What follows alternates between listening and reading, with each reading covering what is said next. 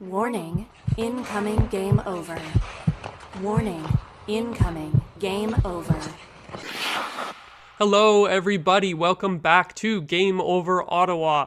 After the Sens have defeated the Philadelphia Flyers by a score of 5-2. And you know what that means, Charlie? Here on Game Over Ottawa, we get to click the button. Here it is. Hit the button. Because Hit the the button. Philadelphia Flyers have been sensed. We've been getting to hit that button a lot lately, as it's now is it five in a row, or it's like 6 games point streak or something like that? 6-game Sens? point streak. That's 4 wins in a row. Yeah, because it was I think San it's 5 Jose wins and out of the then last 6. yeah, because they won against San Jose, lost in the shootout to Washington, and then it's been 4 straight since then, right? Mm-hmm. And I think So the craziest part to me about that is, especially these last 2 games, it's not even like the best that we've seen the Sens play this season, even though it's one of their best streaks of the year too. So the fact that the team has been able to pick up wins, despite not necessarily being at the top of their game, especially defensively, is pretty huge, because if they get back to that grinding shutdown style that they were able to win games with earlier in the year, and are still able to score some goals like they have been lately, the Sens could be real dangerous down the stretch here and into the playoffs. And I don't want to say it quite yet. I don't want to get too overconfident, but we do have to say that at the moment playoffs are looking good, like a good possibility, right? yeah, I don't want. I'm gonna do my best to not be a downer because like they're putting points up on the board. The out of town scoreboards have been really, really good lately, but like holy crap, have the last 2 games been a mid off. Um, Yeah. like it helps when you're playing the Red Wings and the Flyers. I don't know if that's gonna fly against playoff teams, but like right now I'm doing my best not to focus on that. My focus is just put the points up, get in the playoffs. Because you're dead on, despite the fact that they aren't playing their best hockey, I think they're about to have their biggest cushion in the standings so far this season. Let me see. Now that Boston has officially won, uh, even if, because I'm looking at the out of town scoreboards here, um, I believe no matter what, actually, no, I should probably double check this before I say something. So for if the Rangers, so the Rangers are down 2-1 against the Jets right now, and if the Rangers lose in regulation at the end of today, so tomorrow morning, the Sens will have a 5-point cushion Mm-hmm. on the next Yeah. best team out of a wild card spot. Yeah, because even if Montreal wins in Vancouver, that 10 p.m. start, they haven't quite dropped the puck yet. If they get a win, they would be 5 points back as well. And yeah, and even if the Rangers do pull a comeback on Winnipeg here, they would still be, Sens would still be 3 points up. So that's pretty damn good as well. Yeah, it's looking. It's a scary thing to say out loud, but it's looking really, really good. Mm-hmm. And uh, like we said, not the best hockey from the Sens, but you just got to think that they're really confident right now. Even though they're not playing their A game, it's been more like B or C game in the last couple games. They're just rolling, and you got to think that they can keep it going through the month of March with a lot of favorable matchups. I think most of the teams are below them in the standings. I think only Toronto and Colorado are ahead of them of their and maybe New Jersey as well. I think they play those 3 teams in March, but every other opponent for the rest of March is below them in the standings. So it's already looking like a pretty good cushion on a playoff spot, and they might be able to make it even bigger as March goes on, I think. Yeah. At this point, it's pretty nice to see at this point, like the team making the playoffs. It's completely up to them just because of the way the schedule has ended up, especially when you consider, like you said, a good chunk of the games remaining this month are teams that are behind them, including another game against Detroit and a game against Columbus, and then in April, um, 2 games against Columbus, and out of their what is that? Out of their 9 games in April, 8 of them are at home. That's so ridiculous, especially with the home and away splits for the Sens. A much better home record than away, so that bodes really well. It right? It's looking. I don't want to get too ahead of myself, but even my girlfriend, who doesn't follow very closely, yesterday brought up the idea of buying some playoff tickets. So Mm-hmm. it's Yeah. the Ottawa. we're looking forward to it as a city for sure. And for season ticket holders, they are actually already selling them ahead of time, just like or like get your name in ahead of time, Right. and Yeah. you Yeah. don't get charged until the Sens actually clinch. But they are taking writing down names amongst season ticket holders. I can confirm that already. So it's getting real exciting here. I can't wait. I need it to have everyone here needs it to happen, but like because they I don't know. I don't want to be like they're making the playoffs because we don't know. It's just the East is too tight, but like they've got to be the favorite out of like anyone not in the top three position right now. Like they have to be. Just with game, if you're looking at games remaining, the schedule that's remaining is so perfect for their position. It's if it doesn't happen this year, like Yeah. it's impossible, I think. And it's funny too because the show that I did, I think for the game against the Sharks, that at that point that was coming off of the 5 game losing streak. That's when they snapped the losing streak. And when they were down 2-1 heading into the third period of that game, I was like, okay, if we don't win this game and it ends up being a 6th loss in a row, I was like, okay, you might actually consider selling at the deadline and making big moves that like maybe a core player or something like that. And we did actually see a core player get moved in Josh Norris, but it wasn't quite in terms of like, oh, we're selling. It was more like we found another player that's potentially a better fit for this team in Dylan Cozens, which we'll get into that later. But it's just funny how much of a roller coaster it's been, because I was really thinking that it was going to be tough for this team to pull this off just at the beginning of March, and then we're not even 2 weeks into March now, and suddenly things look amazing. Yeah. There was that weird narrative of the Sens issue being Allmark wasn't good enough through February and March, and they were throwing up his save percentage that said 897 when, if I remember correctly, because I got really mad about this and I talked about this after the Washington game. Um, where I promise I'm going somewhere with this. It's because he had that one brutal game against the Habs where he gave up 5 goals on 15 shots. And I Mm-hmm. believe the rest of his games in February and March at that point, the worst was a 914 other than that one game. So like um it's nice to see the fan base being on board with these moves despite what like everyone on TV is trying to point at as the problem. Everyone, including Steve Staios, knew 5-on-5 scoring was the issue. And I mean, we've seen a decent improvement there. I think in general, it was 2 power play goals against Detroit. But tonight it was what, one, two. It was all even It was strength all except even for the empty strength. net. Yeah. Yeah, it was all even strength. Yeah. So, um, God, just a really good stretch where, yeah, like you said, they're not playing their best games, but it's something's clicking. Um, I'm very excited to talk about the acquisitions, but we should probably spend a bit more time talking about this game first.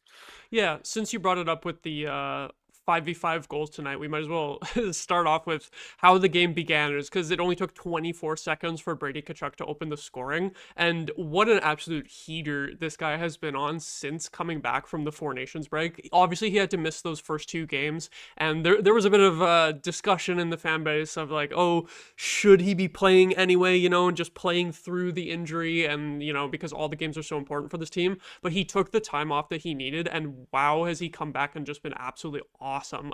Besides the goal, I don't think it was his best game tonight, but specifically against Detroit and New York, he was absolutely awesome. So, and just coming up with clutch goals in clutch times, and we know how important the first goal is for the Sens. So, pulling off a goal on the first shift, just awesome stuff from Captain Brady, eh? Yeah, I was shocked to find out in that Detroit game that the Sens are like have like the third best winning percentage when they score first in the Mm-hmm. league. Crazy. Yeah, really interesting to see how hot he is after everyone was arguing about whether or not it's a good thing that he played in the final, Canada versus US in the Four Nations, and coming back and missing those first 2 games. I think a lot of people were, I think, very I think people rightfully questioned it, and I think a lot of people were very wrong in being mad about it. Yeah, Um, I think it I was fair to question it, but I think this yeah, proves that we should never doubt Brady Kachuk.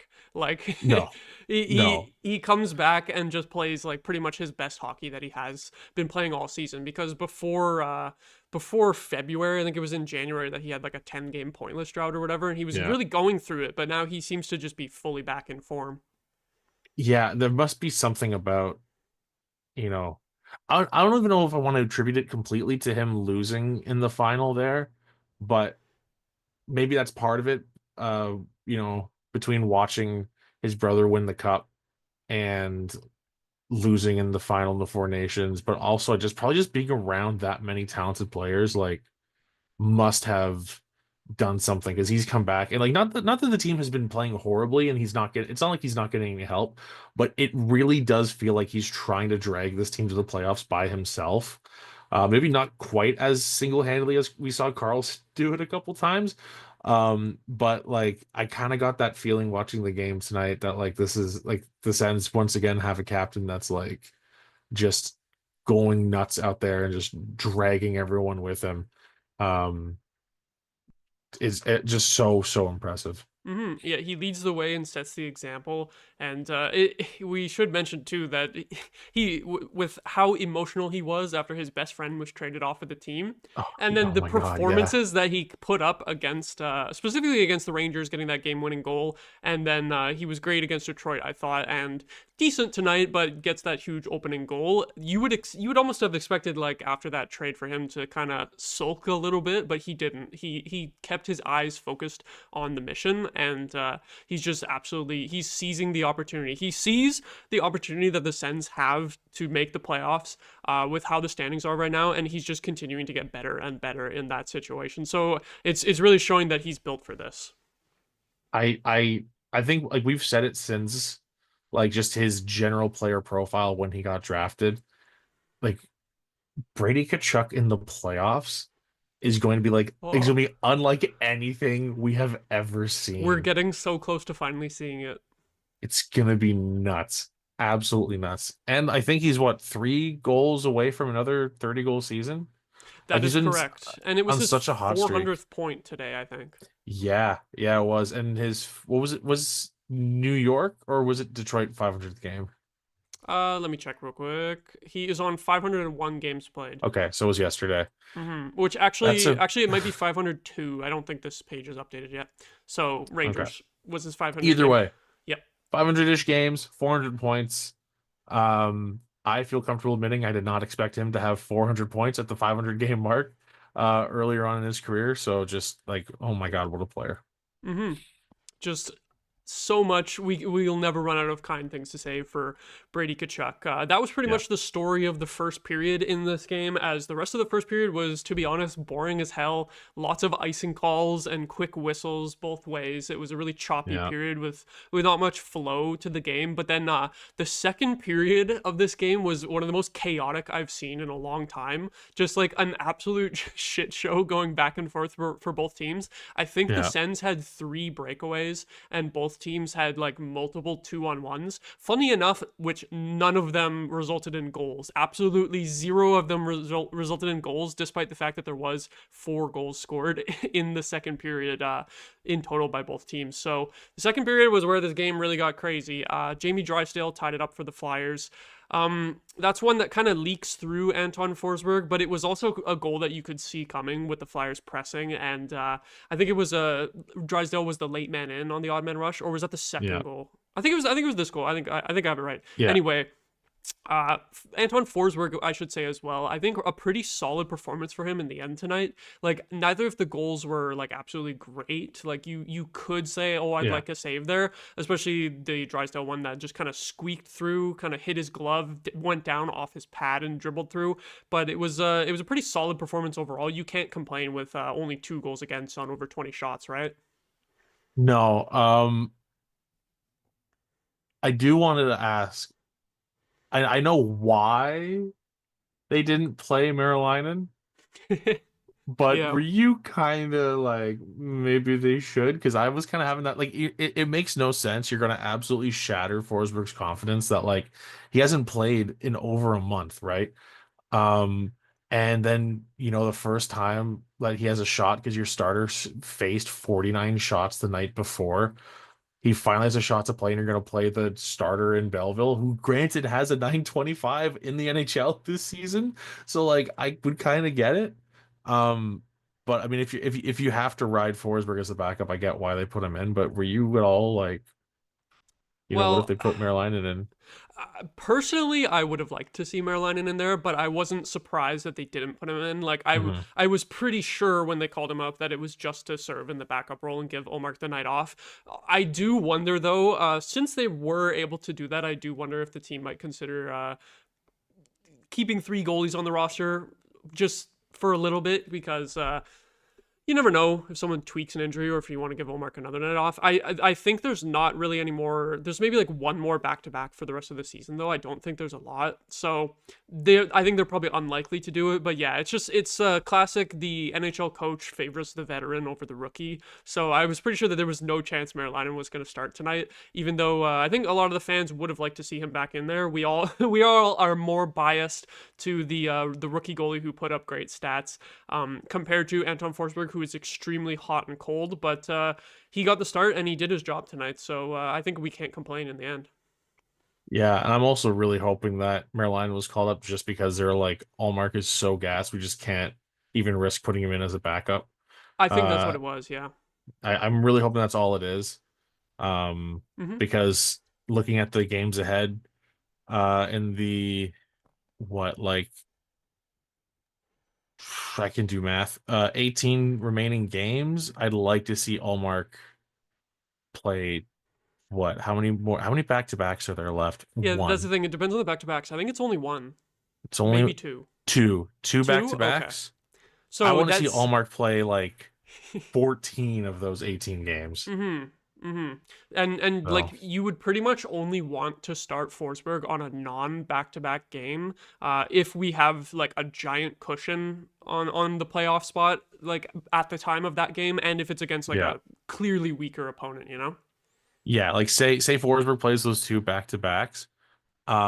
If the Sens clinch a playoff spot before the very end of the season, like those other two games of Forsberg plays should just be like the last two games of the season, just to let Allmark have a Yeah. rest before heading into the playoffs. Because like the last game of the season is against Carolina. They better not have to win that to clinch. Oh, That's I gonna hope not. suck. Yeah. Maybe Carolina will be resting some guys as well because they will definitely have their playoff spot locked Yes, up. But yeah, absolutely. you don't want to have to be like desperate against a team like that in your Yeah. final game. That even when they're missing top players, Carolina is always a tough team to play against. Yeah, the 5 games leading up to that are Columbus, Montreal, Philly, Chicago. Do it in there, please. Hmm. Please do it in there. Yeah, Um, probably that one of those Chicago games one. against Columbus might do it, honestly, depending on how the next few games go here. Yeah, Yeah. if we can get separation from Columbus, Hmm. yeah, depending on how the first couple matchups against them go, but. Yeah, back to today, we should also shout out Tyler Clevin with the hilarious goal where I was sure that it was offside, but he actually did a great play to keep the puck in. It was kind of bouncing, it kind of like hopped up on his stick, but he managed to keep it from flipping out over the line, and then just throws it on net. Somehow it goes in. Tyler Clevin has been a little bit rough since coming back from injury, I think, but overall, Yeah. has been a great player for the Sens this season. So nice to see him get rewarded, eh? Yeah. Especially with, seeing all the depth defensemen being tossed around and moved around with this team at the deadline. Mm-hmm. It's starting to be a little. I don't know how easy it is to picture the bottom pairing going forward with all these names going around. I wasn't sure if they were going to send somebody down. With Hamnick getting hurt, I guess it makes it easier to make your lineup decisions. But um, if it's Clevin, Matt and Paolo for the rest of the season and into the playoffs, I think I'm totally fine with that. Despite Clevin maybe struggling a little bit since he's come back. But yeah, what a ridiculous play to keep the puck in the zone there. Um, I don't know how that got through as well. That shot, it's a floater, Yeah, just ridiculous. perfect position.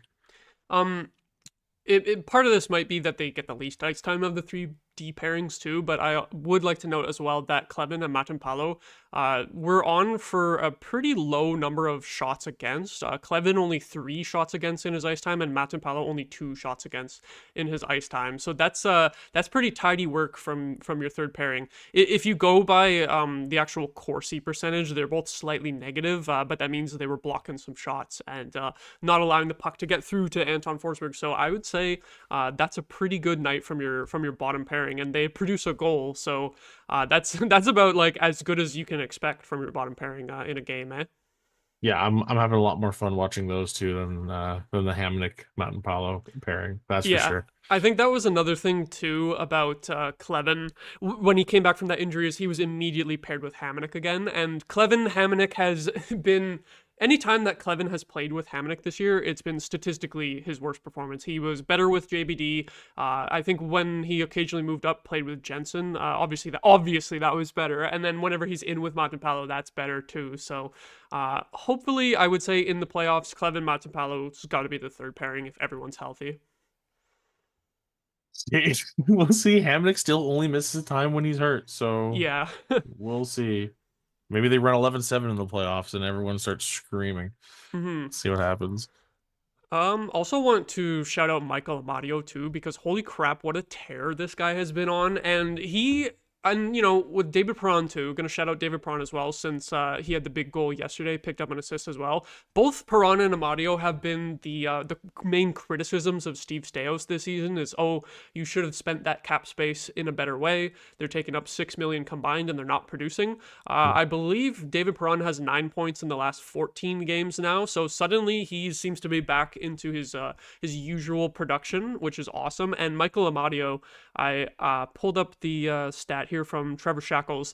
Amadio has 6 goals and 1 assist in his last 13 games after scoring only 2 goals and 9 assists in the first 41 games. So 2 goals in the first 41 games, that's on pace for only 4 goals in 82 games, and then he scored 6 in the last 13. So he has really stepped it up, and he's been scoring some clutch goals too, like go-ahead goals. It ended up being the game winner today, and game-tying goals too, that one against the Rangers. So he's been a really good like defensive stick and a good like energy guy all season, but he's finally starting to find the back of the net, and that's huge for the Sens.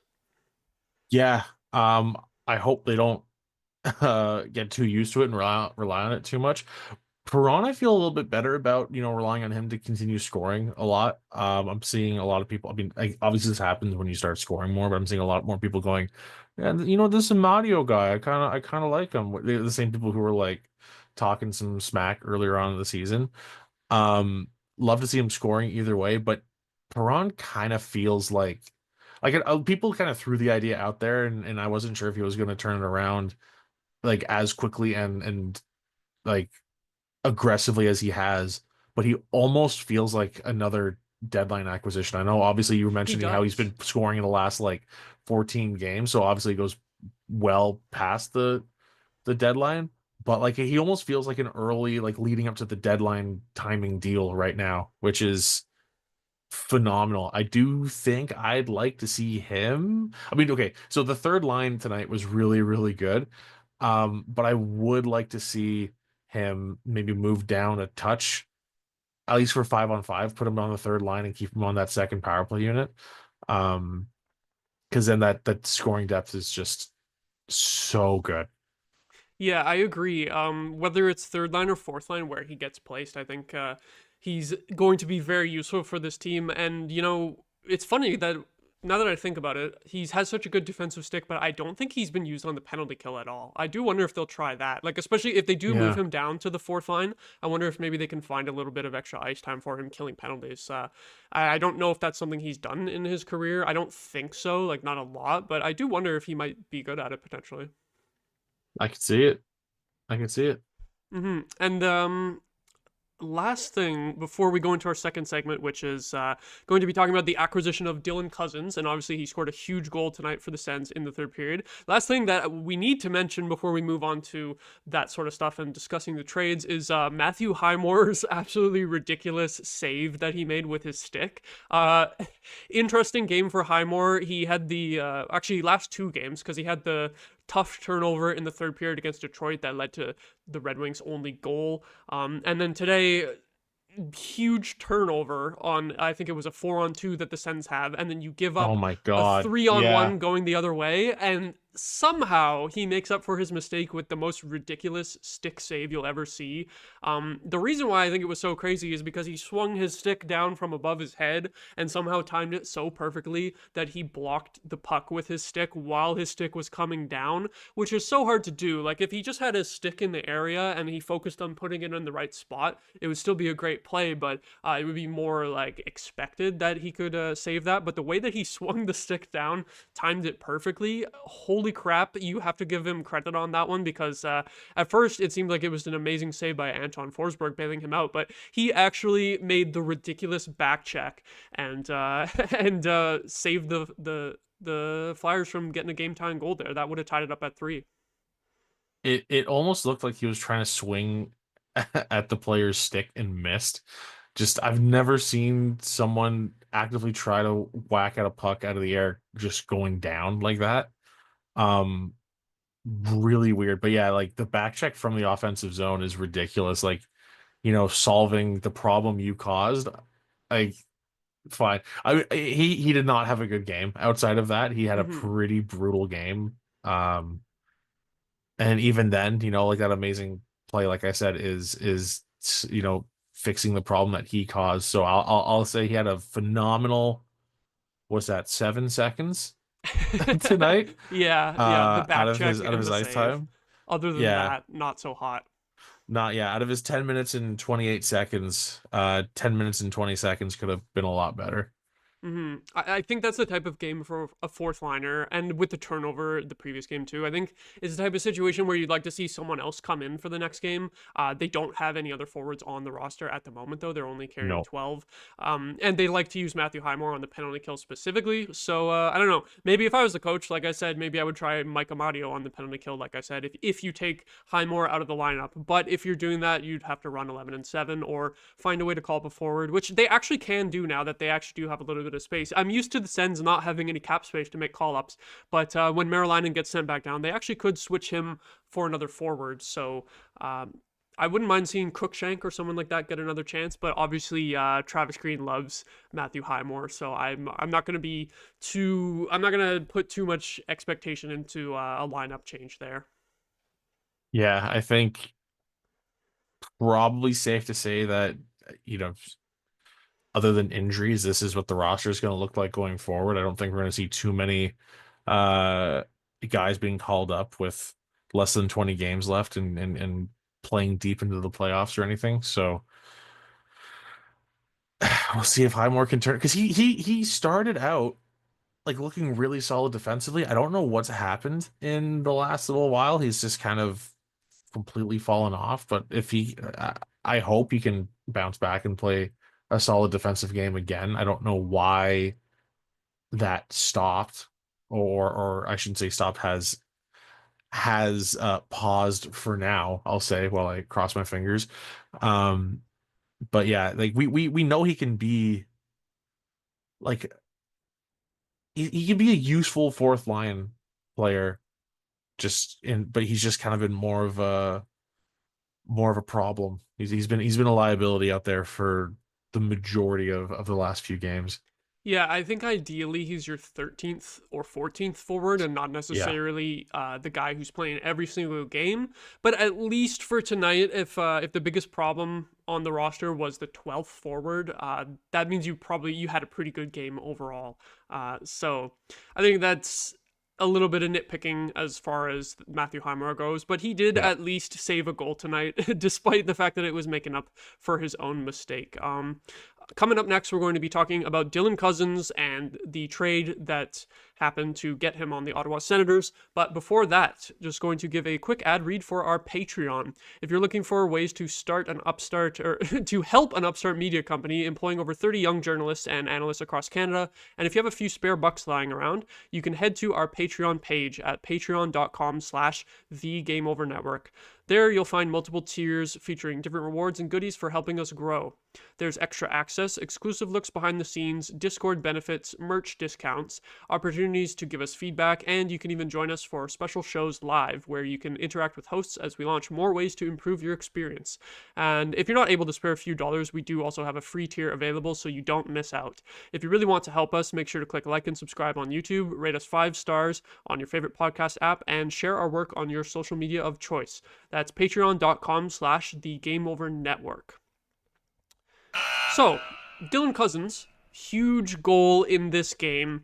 Obviously, our last show, Damien would have been talking about the trade. It was Cozens' debut in that game against the Rangers. We'll get into the trade a little bit too, since we haven't really had a chance to give our thoughts on it yet. But specifically tonight, huge goal. I think the way that he got in on the forecheck and pressured him and Batherson specifically, I think, were in there forechecking, and a little bit of a lucky bounce as the Flyers turned it over off of a failed pass, but Cozens just pounced on it and absolutely sniped it past Ivan Fedotov, who was a little bit shaky in the Flyers' goal tonight. A couple of softies went in on him, but specifically this goal was an absolute snipe. And when you see Dylan Cozens like coming into this team with only 11 goals on the year, you're not really expecting too much in terms of goal scoring at this current moment, I think, because he did score over 30 goals a couple of years ago, but then you start to wonder if it was an anomaly since he hasn't been able to get back to that. But that shot tonight was absolutely beautiful, capitalizing off a turnover and just blowing it by the goaltender. So that was huge, and 3 points in 3 games so far. They're all primary points, and they're all at very big moments of the game. The primary assist against the Rangers to start the comeback in the third period, game-winning goal on the power play against Detroit, and then insurance goal in this game on the Sens' first and only shot of the period against the goalie to make it 4-2. So Dylan Cozens showing a little bit of clutch capability early in his first 3 games with the Sens. What have your impressions been of Cozens so far? Real quick, I do just want to acknowledge the fact that the Sens had 2 shots and 2 goals in the third period. Yeah. Real quick. Normally, I would get really mad about that, but I do think they did a pretty good job of preventing the Flyers from having like a ton of like really good scoring chances in the third. So it's not like they got totally dominated. It was just that the offense kind of went to sleep. At least so, but it is really funny. It does end up being a really funny stat. Yeah, Dylan Cozens has looked so good through 3 games, and I know it's just 3 games, but he's looked so good. He's winning puck battles. He's making smart plays, and I mean, most importantly, he's scoring. I think they said on the broadcast that in his time in Buffalo, he has 0 goals in 16 games against the Flyers, and now he's 1 for 1 with the Sens. As someone who really, really likes Josh Norris and genuinely thinks he's going to get back to his scoring form once he can like comfortably put together a full season without a shoulder injury, I will say I didn't like it as much as I like it now, but I did like the trade at the time. I thought it was a really, really solid gamble. Did you have strong feelings one way or the other at the time? I think my strongest feeling at the time of the trade was that I wasn't sure about the timing of the decision to move Josh Norris. I think on our last show before the trade deadline, I said like, oh, they're talking about Drake Batherson and Josh Norris are in trade rumors, but I said I would be really surprised to see either of those guys moved at this deadline because the teams turned it around a little bit, got back into a playoff spot at that point, and the locker room's really close. How much do you want to send a shockwave through the locker room at the trade deadline when you're in a playoff push? Or should you just keep things mostly the same, just get a couple of depth additions? But no, Steve Stais said, fuck that. He said, I'm going to go out and acquire the player that I want to acquire, and I don't care about the feelings in the locker room for the player that I want to move in order to acquire this player. And you gotta admire the balls that it takes to do that, because personally, I would have been too scared to do that. I would have been like, no, we're going to keep Josh Norris for the rest of the season, get into the playoffs with him, and keep the locker room happy. But despite Cozens having to walk into the situation of the whole team being sad about their ex-teammate so Josh awkward. Norris being gone, he's played amazing, and he's endeared himself to his teammates and the fan base so quickly, which is just absolutely awesome. So I think from a hockey standpoint, I was thinking it's probably a lateral move at the moment. But it would be risky in terms of the locker room vibes. But it seems to have not really mattered too much in the end, even though we did see that there was an effect in the locker room, specifically with Oh Brady yeah. Tkachuk being so emotional. And, David Perron was talking about there was a number of guys that were really broken up to see Norris go. But it seems to have not really affected the vibes too much and how they're playing on the ice. And even Cozens specifically has added elements that the Sens have been missing in their game with that 5v5 production. And he's very good on the forecheck too. And I think he's more of a better puck carrier through center ice than Josh Norris is, which Yeah. is part of the reason that a lot of fans are wanting to see Josh Norris tried on the wing as just a pure goal scorer, because it felt like he really didn't generate much in terms of playmaking as a second line center. And that's not necessarily what you want. So I think that's one of the big reasons that Steve Staios moved him for a little bit more of a playmaker in Dylan Cozens. And we've seen right away, like obviously he's got the 2 goals and just 1 assist, and that assist was off of a shot. But I think plugging him in there with Perron and Batherson, they've just been generating more with Cozens being the guy to carry the puck up the ice and generate chances. So I think I think it's looking pretty great so far. Yeah, I don't know. I do think, and I don't know if I'm just like putting too much focus on the fact that he's younger, but I do think that Cousins is. I think he's got the higher potential between the two of them, between him and Norris. I think he has the higher ceiling. He definitely doesn't have the really strong two-way game that Norris does, and that had me a little bit nervous as well. But I could, that's the thing too. Like if Norris does have a full bounce back type of season and he just becomes a 30 goal um top PK unit kind of guy, those don't grow on trees. That's really, really tough to find. Um, but from the sounds of it, I think Steve has the same mindset as me, where he is terrified of his shoulder because it sounds like he's been trying to move him all season long. Um, I like this trade on paper so much for Ottawa. I'm having a difficult time figuring out why Buffalo did it. Um, Yeah, like it seems to be that the fan base was a little bit fed up with him when they traded him. It wasn't like we all had the reaction of, oh no, Josh Norris is gone, we loved him. Whereas it seemed to be the Sabres fans were mostly like, yeah, we're tired of watching this guy. He's checked out. But to be fair, I feel like you can't really blame anyone for checking out in Buffalo for the last 2 seasons, because yeah. what the hell is going on over there? And you see right away that he comes into a team with playoff aspirations and he's immediately energized. You Oh my had God, you had he's some you smiling had on his face the whole time. yeah, you had Sabres fans calling him soft, and he has 18 hits in 3 games for the Sens. So I think, like, I'm Yeah. sure it is the case that he was playing soft before the trade and was checked out a little bit, but you see that he does have that capability in his game to play with some grit. Yeah. Which I did not Josh expect to Norris, see he him. has a little bit of that, but like I Yeah. don't think he's been a great forechecker. Like he'll get hits, but not like, I don't think he's great with forechecking in terms of using his body to steal the puck and stuff like that. Yeah, and earlier on with Norris, like I noticed that a lot of his goals, especially in that breakout 35 goal season, a lot of his goals, like way more than I remember, were in tight, real close on the net, putting in a rebound, and just with his shoulder. I don't. I should say because of his shoulder.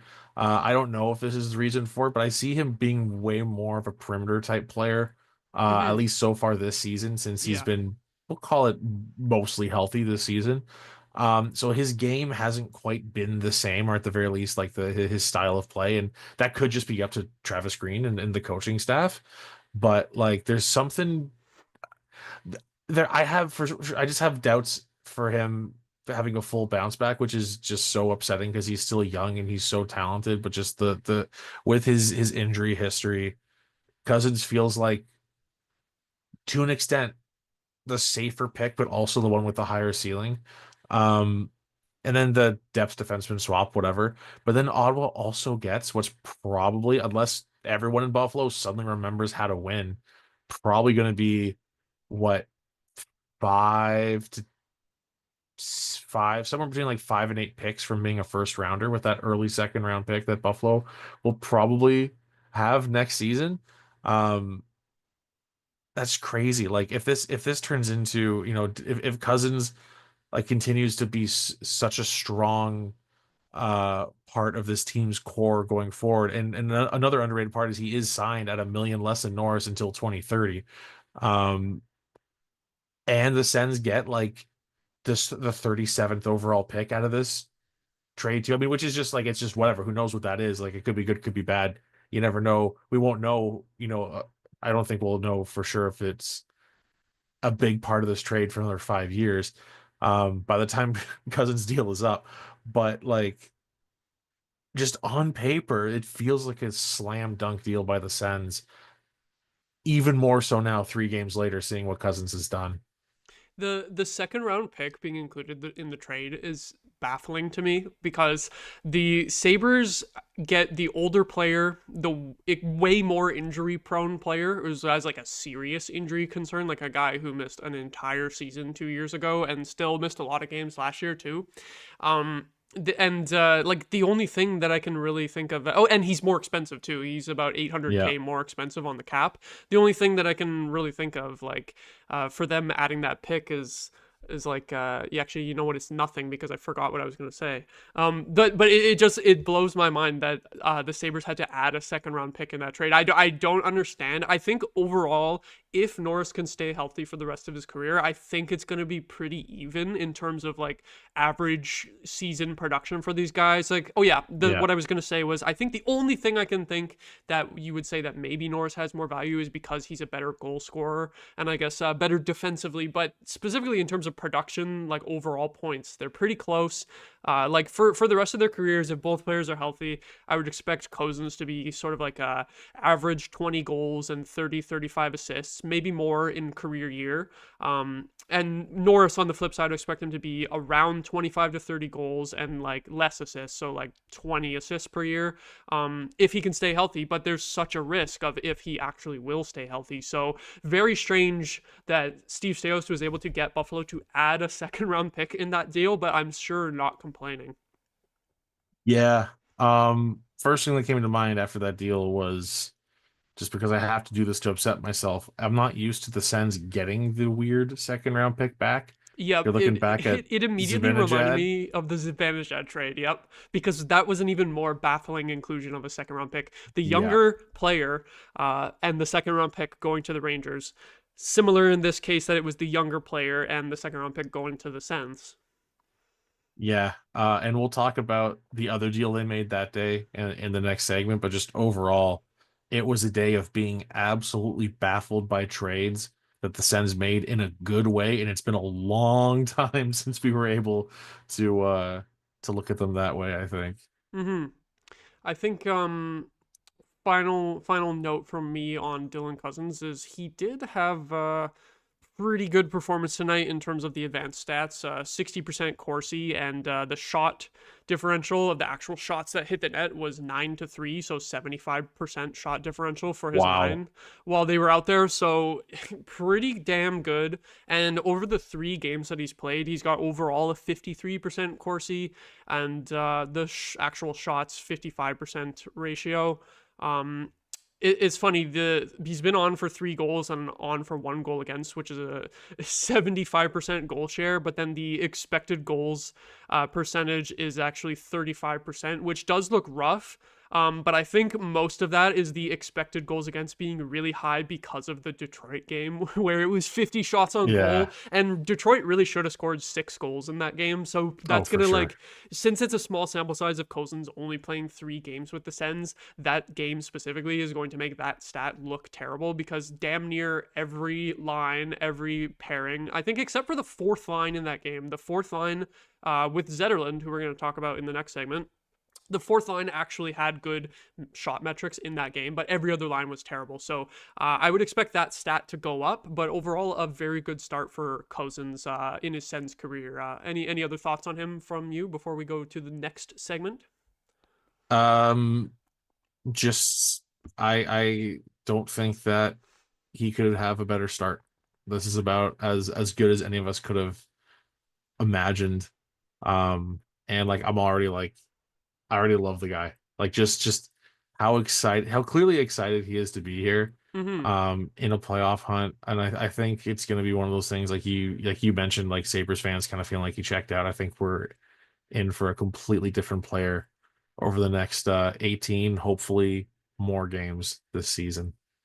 Totally agree. Now, before we get into discussing the other new addition that the Sens made in Fabian Zetterlund, just going to say, if you're enjoying the show so far, you probably want more of this, right? Well, make sure you hit the like button on this video, click subscribe on our channel if you're not already, and make sure you hit the notification bell too, so you can be alerted when our live streams start. If you're listening to our podcast, please give us a 5-star rating or even even write a positive review. If you really like us, make sure to follow us on your favorite social media platforms. We have the brand account on Blue Sky at thegameovernetwork.com. On TikTok and Twitter, it's at GameOverNHL. On Instagram, Threads, and LinkedIn, it's at GameOverNetwork. And if you want to specifically follow any of the Game Over Ottawa crew, we've got all of the links to our social medias in the description of every video. You can also find us at thegameovernetwork.com, where you can sign up for our upcoming newsletter. So, Fabian Zetterlund, the other acquisition that Steve Staios made at the trade deadline. Obviously not as explosive of a start to his Sens career as Dylan Cozens had, starting on the fourth line for his first 2 games with the team. But I think overall, everyone's really excited about this player, and I don't think he's going to be stuck on that fourth line for too long. We saw one shift, literally only one shift that was like 20 seconds in the third period, where he was out there with Tkachuk and Stützle. After that, they did put Giroux back on that line for the defensive shutdown minutes when the Flyers had the goalie pulled for like 5 minutes there. So Yeah. I don't know if they're going to be moving him up the lineup immediately, but I think he actually fit in really well on that fourth line against Detroit. Like I mentioned, that line was the only line that had good shot metrics in that game. He put up 6 hits and 2 shots in that game. He had a really good scoring chance that Talbot saved. I think tonight he wasn't as noticeable, but that was more the whole line sucking. We talked about Matthew Highmore having a rough night too, and Adam Gaudette, he did get an assist, which was I think at the tail end of a power play, which is why he was out there. So it wasn't that whole line together. It was just him out there with other players that are not usually on his line. So I think the fourth line worked against Detroit.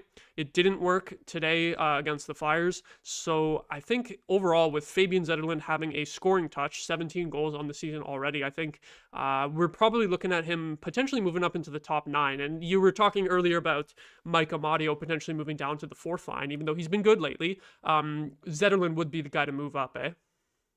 Yeah, I almost would like to see him in the top 6. Because he's scoring a bunch in San Jose. He had what, 24 goals last year, I think. Yeah. Like, and it's probably because he's playing like 32 minutes a night because it's San Jose. But like, um, I'd like to see him have an opportunity to be able to score a whole bunch. That's not going to happen on the fourth line, obviously. And you're right, he's not going to stick out. He's not going to stick there for the rest of the season. I just don't know what I want those line combos to be because I think that Zetterlund, like, unlike Cozens, he's an RFA at the end of the season, so like the Sens still have complete control over him, and I don't see why they wouldn't want to sign him long term and keep him around. I do think that he would round out the top 6 really, really nicely. I just don't know what I want those lines to be because I don't want to split up Tkachuk and Stützle, so maybe Zetterlund's the guy there. I don't know if he's played any left wing at all because the other opportunity there is you put him with Cozens and Batherson. I don't know if I like that as much. Um, Giroux playing left with Batherson and Cozens, like you're kind of running out of guys to play on the left wing at this point. Yeah, but it's a good problem to have, right? Like we were Yeah. talking about before the trade deadline, it's like who the hell do you even move up in the lineup when there's an injury? Now you have an obvious options to do that. I agree that I think it would be fun to try him with Tkachuk and Stützle, and I also think that Claude Giroux is not a first liner at this point in his career, so I think it would be logical to move him down a little bit in the 5-on-5 lines and still give him second power play unit and penalty kill ice time. But yeah, like you said, you would have to move him over to either the left wing on the second line or move him all the way down to the third line, which I don't think they would do. I think that would be too much of a drop for him. But I think having Giroux kind of that veteran presence and good defensive play with Cozens and Batherson. I think that could work. But also, you probably don't even want to take David Perron off of that line right now because he's been the workhorse who's been causing a lot of turnovers on the forecheck and digging the puck out for those guys. So it would be tough to move him down either. That's the thing is we all want to see Zetterlund move up the lineup, but I don't know where they would slot him, where they would put another player if they're putting Yeah. Zetterlund into that player's spot, you know? Yeah, like if we're buying into Perron's production recently as being what he's going to look like for the rest of the season, and I think we all agree that Amadio's production is just going to fall off again, maybe you try a Greg Pinto Zetterlund third line and see what that does. Yeah, I think to move him up, I think that would be the first thing I would try. I think that's the safest thing to do. Without Yeah, and then without blowing up the top two lines because they have been good lately. Even though, like I yeah. said, I don't think that Giroux should be on the first line going forward. He Mhm. has been good lately. It's just you don't need him playing 20 minutes a night, especially when he's very valuable on special teams, right? Yeah, and then I don't know. I think I have to watch him a couple more games before I make this decision for sure. But like, I mean, just based on resume, I wouldn't mind seeing him on like the second power play. Maybe you pull Gaudette off of that because he's been pretty cold lately. He had an assist tonight, but um, yeah, I don't know. Was Ireland like, I don't know. The whole team looked terrible against Detroit, so I don't want to like give him a hard time.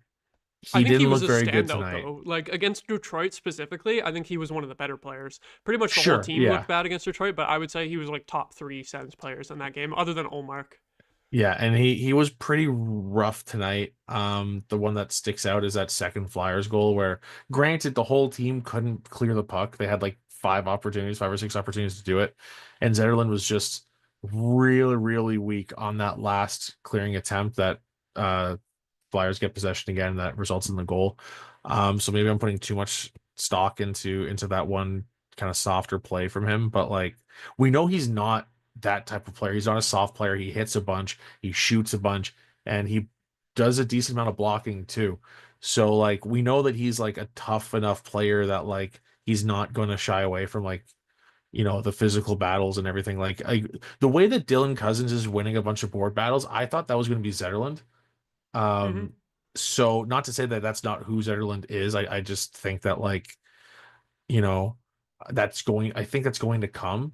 Yeah, I think he Um, does have that in his game because even though yeah, he wasn't the one who dug the puck out on the David Perron goal against Detroit, he was battling in there and preventing the Detroit players from being able to get the clear. And then Claude Giroux came in and dug it out, so he's able to get involved in the board play like that. yeah. And I think he's, you know, again, we can talk about the return on that trade. Um, but like, I don't know. He strikes me as like, and maybe I'm just looking at his goal totals, but he strikes me as top nine forward at the absolute worst. And I Hmm. think most competitive teams could get away with him being in your top six. So, like you said, that now with the team having that kind of flexibility if there is an injury is God, like I don't want to overhype this team because they're fighting for a wild card spot, but like when's the last time you looked at the Sens forward depth and thought, wow, the third line. Well, not even. I guess. I mean, he's on the fourth line right now, but let's call him what he is. He's probably a third liner, more realistically. Like when's the last time you were like, man, this third liner? Um, I guess we can call him a fourth liner. Fuck it. This fourth liner could play on the second line and everyone would be fine. Like it's been a long time since we've looked at this forward depth and felt, I don't know, not even comfortable with it, but confident. The only guy who's really been in that category in the last few seasons is Shane Pinto, and he's had to do it a lot because of the time that Josh Norris missed. Yeah. And then Ridley Gregg has been able to do it this season too. But again, he's not a super offensive player, even though he's been producing a decent amount lately. But he's more of you want him in a checking role. It's not like if you have to move him up to the top six, it's not like ideal. So yeah, adding another guy like that where we're saying, oh, we got to fit him into the top nine or even the top six, but we don't have room. That bodes well for as soon as someone gets injured, then you just move him up as the obvious choice, and he should be able to Right. provide some offense.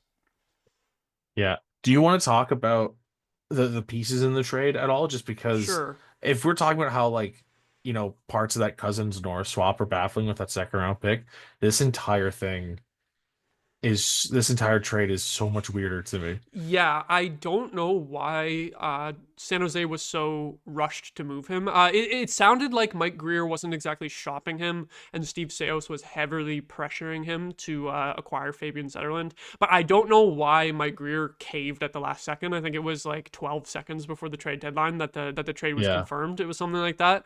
I don't really know why Mike Greer caved for the package that he got. I think there was a little bit of like negotiations that may not have gone so well with his agent in terms of he'll need a new contract after the season, but he is an RFA, so that's good.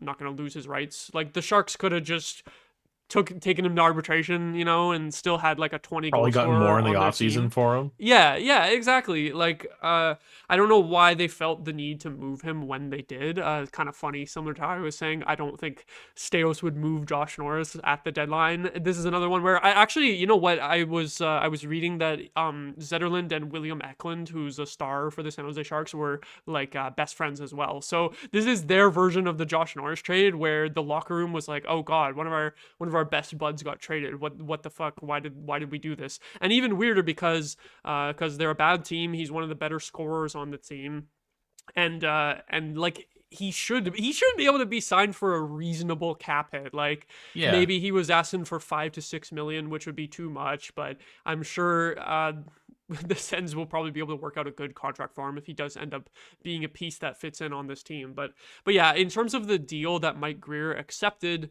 I'm not sure why he was terribly interested in Jakub Stapchuk, who I think projects to be a good fourth line center in the NHL. His size, his physicality, his ability to fight is awesome, but I don't think he's ever going to score 20 goals in the NHL. Zetterlund has already done that, and he's probably going to score 20 this year as long as he can get 3 goals in the last 18 games Mhm. with the Sens, which should be easily doable. Like I think Ostapchuk's ceiling is like a 20 to 25 points fourth line center, kind of like a Barclay Goodrow type of player, which is not bad, but I don't know why you're rushing to trade like a top 6 or top 9 scoring forward for that guy, especially a guy who has physicality in his game as well in Zetterlund, despite being not as big as Ostapchuk. And then the second round pick, it's like whatever, okay. So like you got a second round pick and like a fourth line C prospect, and then a contract dump in Noah Gregor. Like I'm perfectly happy paying that price from the Sens perspective, and if I was a Sharks fan, I would not understand the deal at all, and it seems like they don't, and Sharks fans were all really mad about it online after it happened. So I think that means it's a good trade for the Sens. Yeah, especially with that fourth round pick coming back to the Sens, like you're looking at in a perfect world, that second round pick is going to be, I don't know, like call it around pick 20 to maybe 20. I don't want to get too ahead of myself here. It's going to be the last pick of the second round. It's going to be it's going to be like pick 20 something in the second round. That fourth round pick is almost certainly going to be the first pick of the fourth round. Or Yeah, no, so what it's year like, was the fourth? oh, I don't remember, but Was it just this in terms year's? I don't of remember. whichever years they are, when a second to a fourth, especially a playoff team's second to a lottery team's fourth, that's only a difference of like 30 to 60 picks, really. It's like just a little more than Yeah, one round of the draft in terms of moving down. So like that's not really even that much of a downgrade. Like yeah, if you did that on draft day, if you traded down from that second round pick to where that fourth round pick will end up being, like you would probably just get like a fourth and like a seventh or something. Like you wouldn't get that much yeah. extra value for that. Yeah, I think the Sens are probably moving back. Like if I had to guess, like, and I think the picks are for different years as well. So like it's not a perfect comparison, but going from like kind of a late as a probable playoff team, second round pick to that early fourth, you're probably looking at moving like 40 picks, maybe 45. Like to move back 45 spots to bring in a young scoring forward who has like a bit of edge to his game as well and is under team control as an RFA after this season, like what are the Sharks doing? What's Yeah, going on? it's weird. Like maybe they want to save their cap space for bigger swings in free agency, but it's like, okay, you have 18 million already. Mm, You have if they 18 sign million Mitch Marner, already, and yeah, if like if so they sign Marner, I'll get it. But if they like, sign Mitch Marner, then it'll be worth it, but like but even then, just qualify Zetterlund, sign mhm, Marner, and then trade him for more in the offseason. Then you got it. exactly. I don't get it. I don't get it. Yeah, I it's don't get weird. it. That's why I was saying I don't understand why Mike Greer decided to make that deal at the last second Yeah. of the trade deadline. It's a weird one. We'll have to see if Fabian Zetterlund does end up producing a similar amount of goals and points in Ottawa as he was able to do in San Jose. But in terms of what we gave up and how the other team's fans have reacted to the trade too, I think everyone's really happy about how this one looks so far. Definitely. You know, so many key pieces of this core are locked up. Like it's sure looking like we're gonna have a pretty good idea of what this top nine forward group is gonna look like for the majority of the next. Well, we'll call it like we're looking towards the end of all those long-term contracts that were signed. For the next 5 years, I'd say it's looking really, really deep. Mm-hmm. Yeah, it's I think the way that this team is set up for the future is looking pretty sweet. That's the thing as well is we could have just traded draft picks for rentals, but no, we got a guy who is signed till 2030 in Dylan Cozens, and we got a guy who has RFA status at the end of the year in Fabian Zetterlund. So Yeah. it's not just moves for this season, but it's moves for the future, the near future of this team, which I think was really good work by Steve Staios because what I was expecting at most was like second or third for like a depth forward, you know? But he made much bigger splashes than that. And I think that's got everyone really excited on top of the fact that the team is putting up wins right now. The moves make us even more excited because it changes the dynamic of the team. I gotta like honestly, I'm blown away with what Steve Staios has done overall. Um, outside of like, I don't know, like the only like really underwhelming move from him, I think, is the Tarasenko trade, and there was no choice there. Like that's where he was gonna go. Yeah, he Um, had control of where he wanted to go. yeah, other than that, like if you're looking at, from the off season going forward, I've been absolutely blown away by Staios.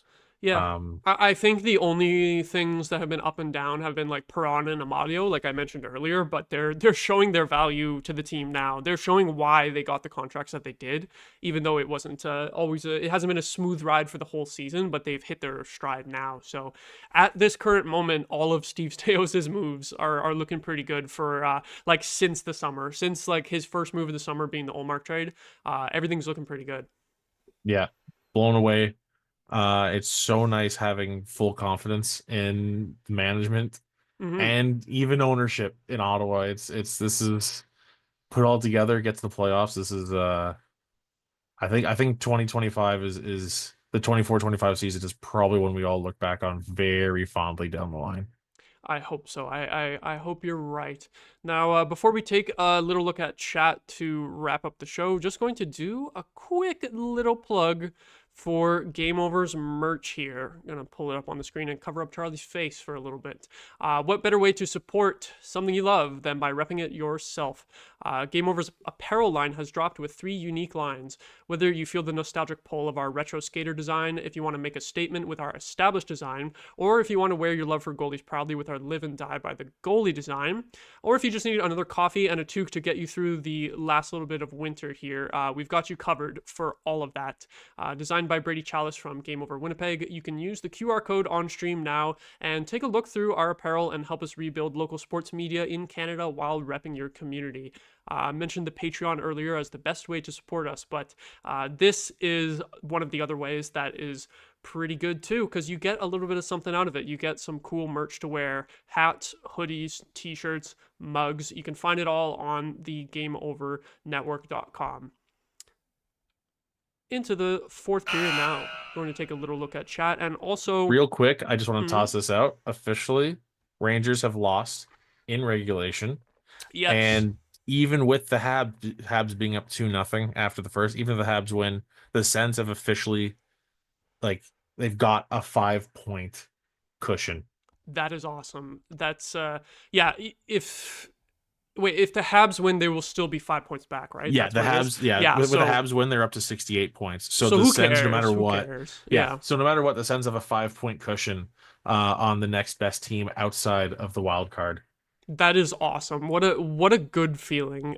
It's oh And my god, that's such a good feeling. especially with Boston being the next opponent too. They did get a win tonight, but they've got so many more games played than everyone else that it feels like if we could lose to them, and I wouldn't really be worried. Like that's a Hmm. game that a month ago I was like, oh, that another game against Boston. We were so close with them for a while. That's going to be huge. But the cushion now, it won't be the biggest deal ever if they lose that game on Thursday, which is nice. We don't have Yeah, to be. We it's don't all have about to the be. Columbus games now. Yeah, for a little bit at least, unless the team goes on another losing streak, we don't need to be too worried and like overreacting over losses, which is awesome, which is a great feeling. From the chat, I did want to mention that Michael pointed out Nick Cozens is missing from the lineup. I was talking about who the hell do you put in instead of Matthew Highmore. I forgot that he is the replacement for Nick Cozens, essentially, who was even like not just the fourth line, but he had a really good stretch on the third line too. I think it was playing with Greg and Yeah. Pinto, or maybe it was Pinto and Amadio. I keep forgetting about Nick Cozens because he had such a brutal injury that I was kind of expecting him to be out all the way until the playoffs. But I think the diagnosis is that he could return next month, which would be huge, especially because we were talking about like who the hell do you even put in instead of Matthew Highmore if he's struggling, which he is right now. If they can get Nick Cozens back within like the next 3 weeks, that's a huge boost to the forward depth as well. Like I don't know how much I want Gaudette to be like definitely in the lineup for the playoffs, but if you have everyone healthy, maybe the fourth line ends up being Cozens, Gaudette, and Amadio. If you move Zetterlund up the lineup, and I like that a lot better than having Highmore in there. Yeah, Gaudette's been moved to the wing, but he started the season as that 4C, right? Mm-hmm. So if you move him back in your fourth line, yeah, move Amadio down, Cousins, Amadio, um, and Gaudette, like I can live with that. That's fine. Or you could even move Greg down. And I know that Greg has played a lot of minutes in games lately. Travis Green likes him and gives him a lot of ice time, but you could, if you're going to be rolling four lines, and if you have Cousins and Greg on the same line, that could be like the ultimate shit disturbing fourth line in the Oh my playoffs. God. Like that could be a strategic move where it's like, yeah, really Greg can play 16, 17 minutes a night, but just to have a really good depth and spread things out throughout the lineup, just fully load up with rats on that fourth line, that could be a possibility as well. If we get a chance to see how Greg Pinto Zetterlund might play together, and if it doesn't work, I think I'm fully on board with you there. Because I think Zetterlund can play left wing or right wing. I think, or actually, I think if I remember correctly, I think he was playing left wing in San Jose, and then we started him on right wing. Is that what it was? I could be I wrong, but don't know. I've had right wing in my head the whole time, but okay. we'll see. We'll see Maybe what they maybe decide to do. I'm imagining that, but yeah. Nick Cousins potentially coming back, that does give us an Yeah. extra little thing there. And Michael was also saying in the chat that he was thinking of Cousins, Greg, and McEwen for that fourth line in the playoffs. So that's the other thing. If you wanted to fully load up on shit disturbers and rats and guys who can get under the skin of the opponents, you can always call up Zach McEwen because I think he's back to playing in Belleville now. He might be more of a fit for playoff hockey than Adam Gaudette. It would be a little bit tough to just fully scratch Gaudette after he's played the whole season and replace him with a tough guy. But I have liked Yeah. McEwen. I have liked McEwen in the games that he did play for the Sens this year. He looked a lot better than he did last year, so I'm not totally against that either. Yeah, I'm with you there. Like I think Gaudette's so strange because like he has that scoring touch, so it's nice to have him on the power play. But I also just don't really want to give him that many 5v5 minutes. So it's Yeah. this weird situation with him. Yeah, like in the Detroit game too, I thought he was sneaky good in the first like half of the game. Like I said, the fourth line was the only good line in terms of Yeah. advanced stats in that game. But then the line faded as the game went on, and then tonight he was just like fumbling plays left and right. And he did end up getting an assist, which is cool, but it was just sort of like stand at the blue line and tip the puck over to Amadio, who actually had speed coming in over the blue line. So it wasn't like a great player or anything like that. So yeah, like. I just like that the Sens have so many options on forwards, like especially because Yeah, I was kind of forgetting about Nick Cozens and the fact that he will probably come back before the end of the season. That's just another good option for the depth there.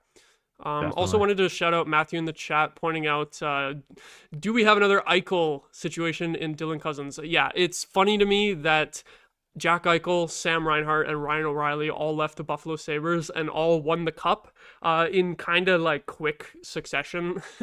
I don't know if Dylan Cozens is quite on the level of those players, but I do think that's a very funny thing to point out that maybe he'll be next in the line of not necessarily guaranteeing a cup because of that weird jinx of players leaving Buffalo and winning the cup, but the ability to bounce back after leaving Buffalo, because I think it was Ryan O'Reilly who had the quote of his it was just his soul being sucked out while playing hockey Yeah, there. With how bad things got in Buffalo, I think with the way that Buffalo fans were getting tired of Dylan Cozens, I think that effect was happening to him too. So for the sure. way that we've seen him be totally energized on the Sens in just 3 games already, and we all already absolutely love him. There is something to be said for buy low on Buffalo forwards who are Yeah, underperforming, who are yeah. known to be good but are underperforming.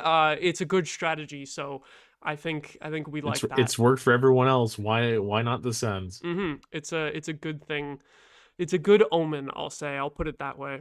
Um, but I think unless you've got anything else, Charlie, I think that'll probably do it for tonight. What do you think? One thing I want to touch on as well, Matthew threw in the chat Halliday as a possibility for calling up.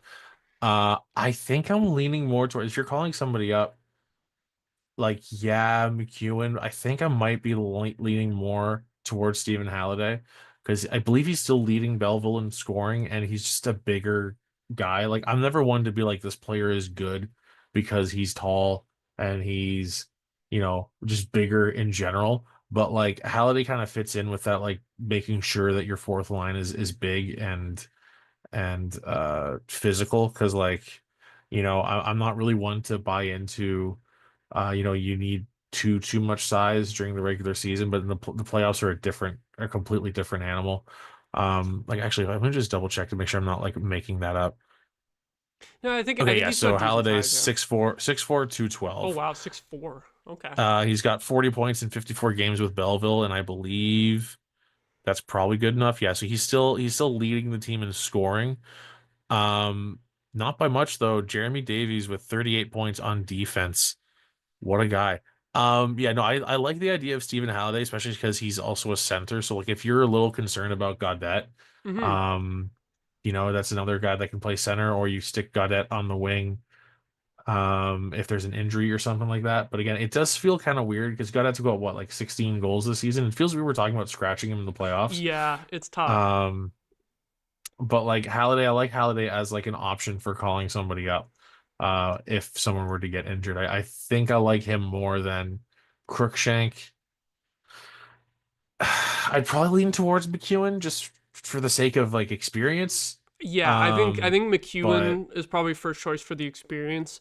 But you're totally right that because of the size, I think Halliday is the more likely call up over Crookshank. The one time that they called up Crookshank, it was because we had all those injuries and they were able to put him just straight onto the first line, put him in an yeah, offensive role. I doubt that we'll see Crookshank called up for like a bottom six role.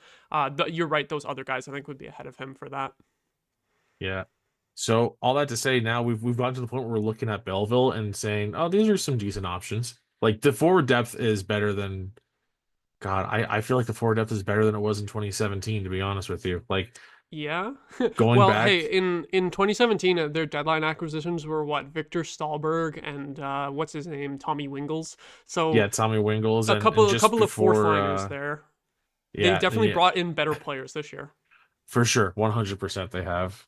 Yeah. And like I mean, I know we're talking about forwards, but that Ben Harper played multiple playoff games in 2017. So like defensively as well, like just overall, like this team, I'm not saying that this team is going to go further than the 2017 team. That team was magic.